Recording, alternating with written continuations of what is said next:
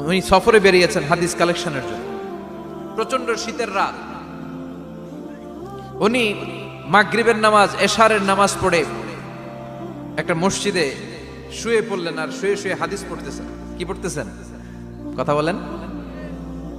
আর মনে মনে ভাবলেন রাতটা মসজিদে কাটায় দিই, ফজরের নামাজ পড়ে আবার বেরোবো।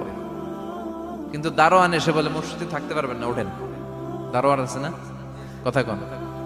আহমদ ইবনে হাম্বল বললেন আমি শুধু রাতটা থাকতে চাই, আমি তো ফজরেরও মুসল্লি, ফজর নামাজ পড়বো তো এই মসজিদে, আমার থাকতে দাও। দারোয়ান তো দেয় না, কেনা মসজিদে থাকার জায়গা না, যান মিয়া।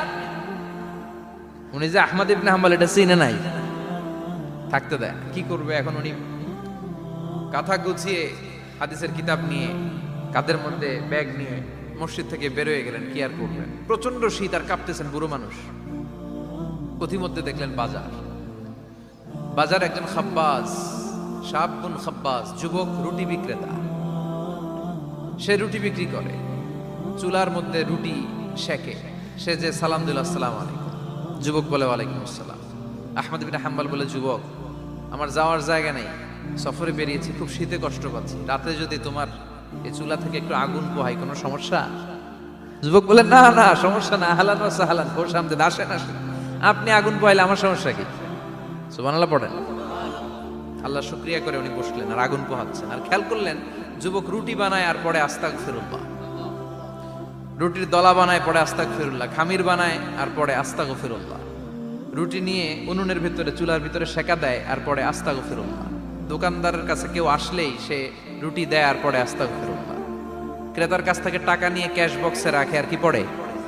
আবার রুটি বানানো শুরু করে আর কি পড়ে? খালি এইটাই পড়তেছে। ইমাম আহমদ ইবনে হাম্বল তো অবাক, কিরে এটা আবার কেমন যুবক, খালি আস্তাগফিরুল্লাহ। উনি প্রশ্ন করলেন যুবক ঘটনা কি? আসার পর থেকেই তোমার দেখতেছি তুমি রুটি বানাও, রুটি বিক্রি করো আর পড়ো আস্তাগফিরুল্লাহ, মালাকা ইয়া শাবাব। যুবক বলে আস্তাগফিরুল্লাহ আমার সবচেয়ে বেশি পছন্দের আমল, আমি সব সময় আঠার মতো ইস্তেগফারের সাথে লেগে থাকি আর সব সময় পড়তে থাকি আস্তাগফিরুল্লাহ, আর এর বদৌলতে আল্লাহ আমারে মুস্তাজাবুদ দাওয়া বানিয়ে দিয়েছে।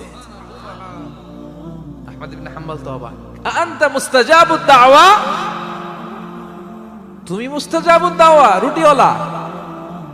আমি এত বছর হাদিস পড়াই, আমিও তো মুস্তাজাবুদ দাওয়া না, আর তুমি রুটি বেচো বাজারে, তুমি মুস্তাজাবুদ দাওয়া, তুমি দোয়া করলে সব কবুল হয়ে যায়।